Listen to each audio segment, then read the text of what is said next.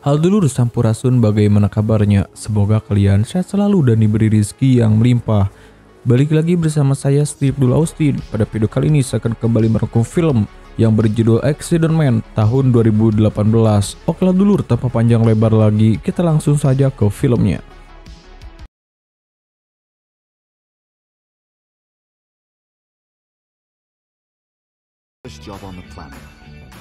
Film berfokus pada seorang pemuda bernama Mike.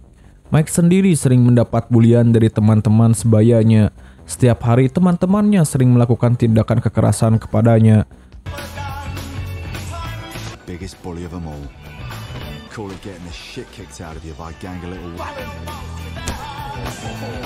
Suatu hari saat dirinya dikejar, Mike pun lari ke halaman rumah orang lain.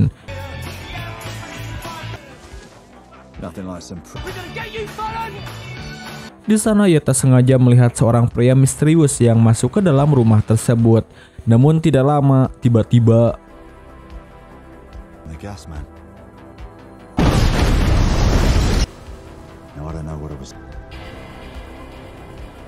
merasa penasaran, Mike pun terus membuntuti pria itu selama beberapa hari.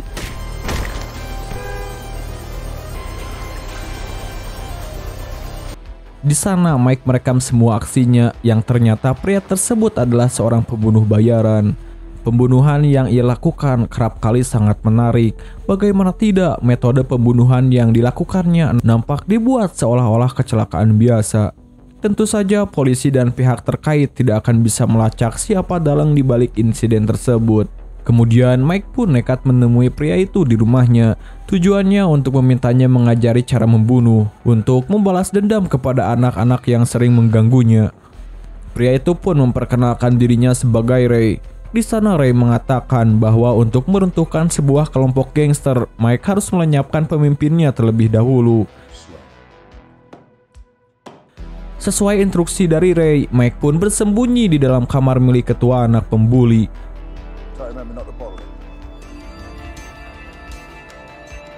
Lalu ia pun mendorongnya hingga terjatuh dari atas gedung.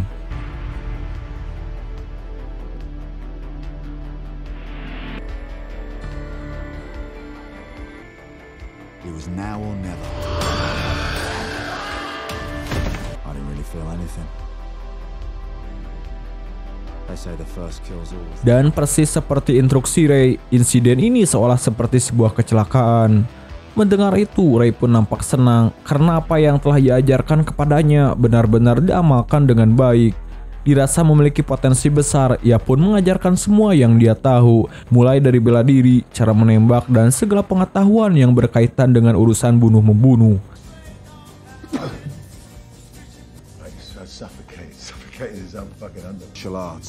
Taekwondo, karate, all sorts of weapons. Using an odor.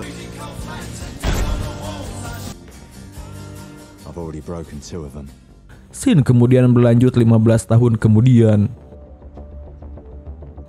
Lalu kita akan melihat Mike sudah menjadi pembunuh ahli yang sangat profesional, di mana dia menggunakan metode yang lebih bersih dan elegan sehingga target seolah tewas karena gantung diri. Mistakes in my business. It's 25 grand. Yeah, I know you are, mate. I don't see him as a person. Setiap setelah melakukan pembunuhan, Mike biasanya sering melampiaskan tekanan mental setelah pekerjaannya. Dia sering menghajar beberapa orang di bar yang dianggapnya tidak enak untuk dilihat. No technique.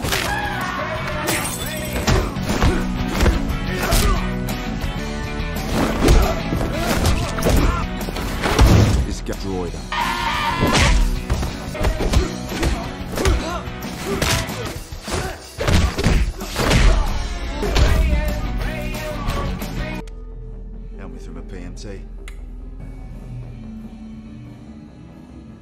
Setelah dari sana, Mike pun pergi ke markas tempat para pembunuh bayaran berkumpul. Di sana adalah tempat lembaga pembunuh bayaran yang didirikan langsung oleh Ray sendiri.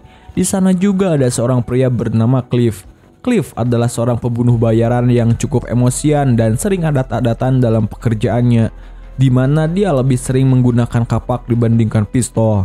Hired psycho assassin and a serial killer, butchering them with an axe style.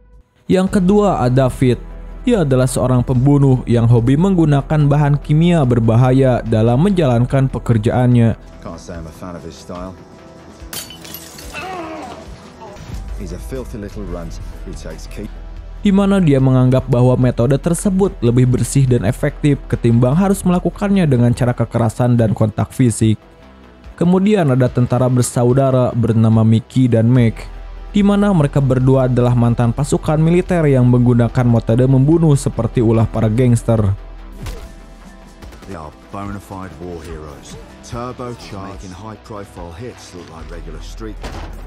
The murdering mercenaries. Ex-special forces. Selanjutnya ada Jen, seorang wanita pembunuh bayaran yang sering menggunakan katana, Tutorage of a disgraced Ronin. di mana ia sering mendapatkan korbannya yang sagenean, sehingga hal itu semakin membuat Jen berhasrat dalam melakukan pekerjaannya. And that is a shitload of cocks in a cabinet and scorned. She's an expert. There's a rumor going round that she keeps her mail. The honey trap killing machine. The Ripper. Now her tale is as old as time. Setelah itu ada Fred. Dia adalah seorang pembunuh bayaran dengan metode cerdas dan sering menggunakan siasat daripada kekerasan, sehingga dia lebih banyak menggunakan alat-alat ciptaannya dalam melakukan pekerjaannya tersebut. He picks his targets at random and is killing people. Scrupulous attention to detail, his fussy way of life. Dan yang terakhir ada bos mereka semua, ialah Ray, di mana ia bertugas untuk menjaga dan melindungi identitas mereka dengan cara membuat beberapa aturan ketat untuk setiap anggota pembunuh bayaran. Tidak lama datanglah seorang pria bernama Milton. Milton adalah orang terdepan mereka yang bertemu dengan klien. Milton's a born and bred New Yorker, but after seeing delivered to us in a KBD. And this is Milton. Di sini sebenarnya para pembunuh juga berniat untuk membunuh Milton, namun peraturan kerja tidak ada yang boleh menyentuhnya. Setelah bertemu, Milton memberikan pekerjaan baru untuk membunuh anggota band yang akan tampil 4 jam lagi di Mosh Pit. Setelah pertemuan itu, Mike langsung melancarkan aksinya. It's only about 10%. We're actually murders. Plastic tube 2 inches in diameter. Theory that nearly a quarter of all. Ketika ia melihat targetnya dengan mobil yang melaju, Mike langsung menembak ban mobil itu sehingga membuat target terjepit dan tewas. For the right car to come along at the right speed. Point accurate to 500 yards. When the police investigate, they'll presume the burst tire was.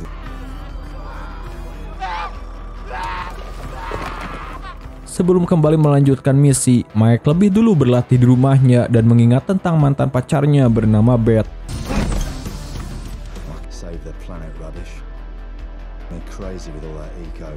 Kemudian Mike memulai misinya.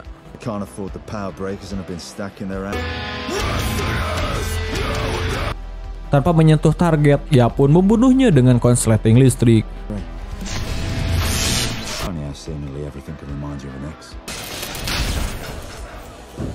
Malam harinya, Mike berhenti di tepi jalan, namun tiba-tiba seseorang menembakinya. Kemudian Mike menghajar orang tersebut hingga tewas.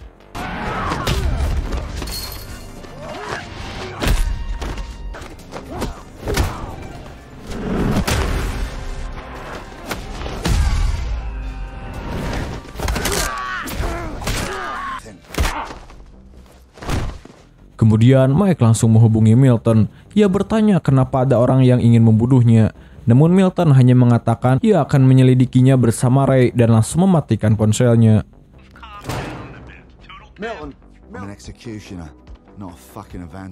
Di saat Mike sedang tidur, ia menerima sebuah pesan dari wanita bernama Charlie. Orang itu mengatakan kalau Beth tewas karena ada orang yang membobol kamarnya. Charlie juga memberitahu kapan upacara pemakaman dimulai. Setelah pemakaman berlangsung, Mike hanya melihat dari kejauhan.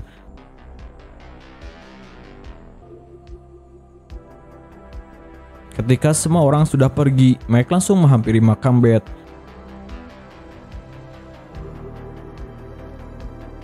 Lalu Charlie menghampirinya. Ia memberitahu Mike bahwa Beth sedang hamil anaknya si Mike. dan itu cukup membuat Mike terkagetkan. Maybe anything other than useless. From what I've heard, you never had The prime suspects in the Beth Carpenter murder. Couple of smackheads, rape. Brothers Craig and Hayden Sutton from North Ac. Dengan informasi yang diberikan Charlie, Mike pun pergi ke TKP untuk menganalisa kronologis kejadian tersebut. Dan dari hipotesis yang dilakukannya, Mike pun akhirnya mendapat jawaban bahwa pelaku dari tindakan ini bukanlah orang biasa, melainkan seseorang yang sangat ahli, yang tidak lain adalah si tentara bersaudara. These guys made us sing like a canary. Smackheads. This hit's got Mick and Mac hair and skin samples from a couple of recently. Tak ingin buang waktu, Mike pun langsung menemui mereka berdua. Hey, Mikey. Happen to know for a fact that you two swear worth. Di mana akhirnya mereka berdua mengakui bahwa mereka telah membunuh mantan kekasihnya Mike sesuai perintah dari klien. Tanpa basa-basi, mereka langsung bertarung.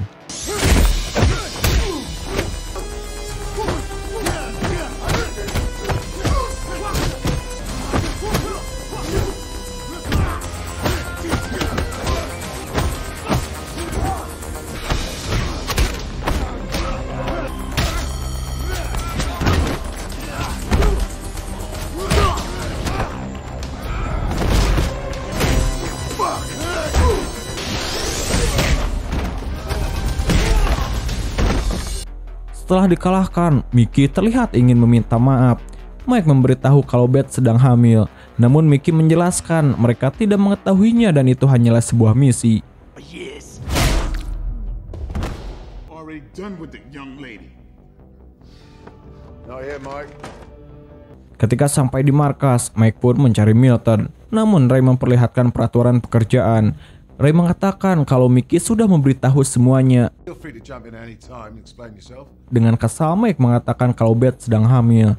Tapi Ray tetap tidak peduli dengan semua itu. Lantas Mike mengatakan 2 hari yang lalu Milton menyuruhnya untuk mengambil uang. Dan di sana berubah menjadi jebakan. Don't you disrespect me, boy. You listen to me. Belum puas dengan hal itu, Mike pun pergi menemui Charlie untuk mencari informasi tentang siapa saja orang yang mungkin tidak suka atau pernah disakiti oleh sang mantan. I have nothing to say to you, so yeah, it changes with the weather. Namun tiba-tiba, Cliff datang menyerang dengan kapaknya. Pretty much, yeah. Get the fuck out. Look, I don't give a shit.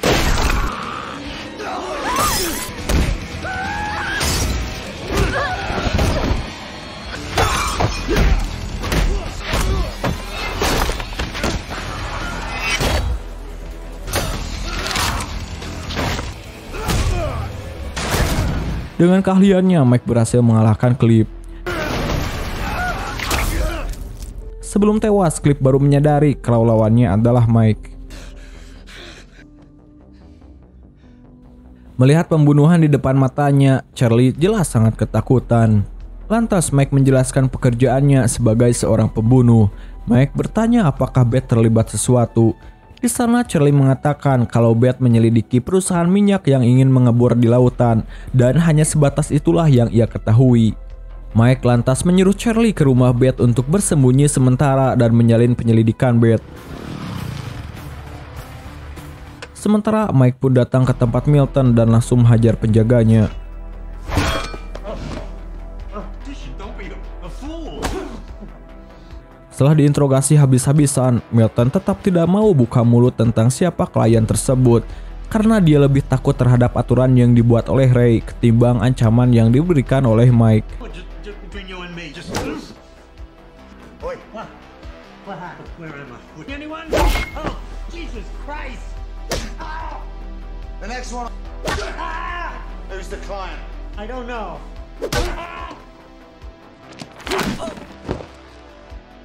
Karena telah melanggar aturan komunitas, Ray pun terpaksa memerintahkan semua anggota komunitas untuk membunuh Mike. Walaupun dia sebenarnya berat melakukan hal itu, tapi aturan tetap harus dijalankan.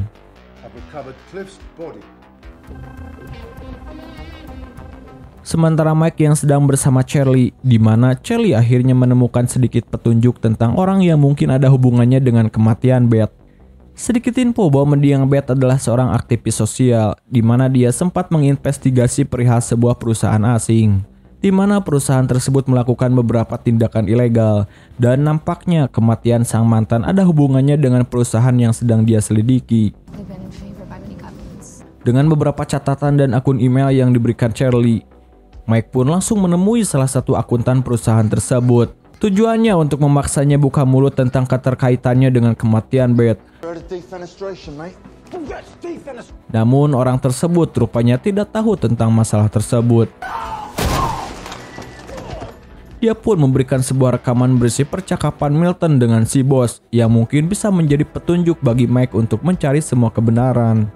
Namun tiba-tiba muncullah si tentara bersaudara di mana mereka bermaksud untuk membunuh Mike sesuai perintah dari Ray. Mike berhasil menghindari tembakan mereka dan terlibat duel sengit dengan salah satu musuh. Kemudian Mike langsung membunuh dua bersaudara tersebut.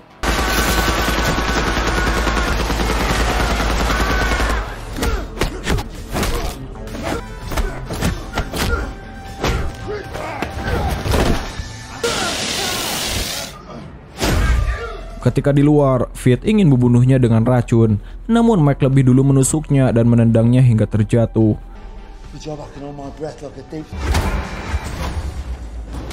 Setelah itu, Fred juga menghadangnya, tapi Mike berhasil memukulnya hingga pingsan.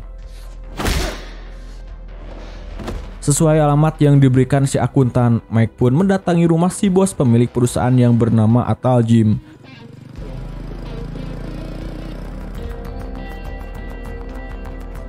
Setelah sampai di sana, ternyata di sana sudah ada Jen, dan akhirnya mereka berdua pun harus bertarung.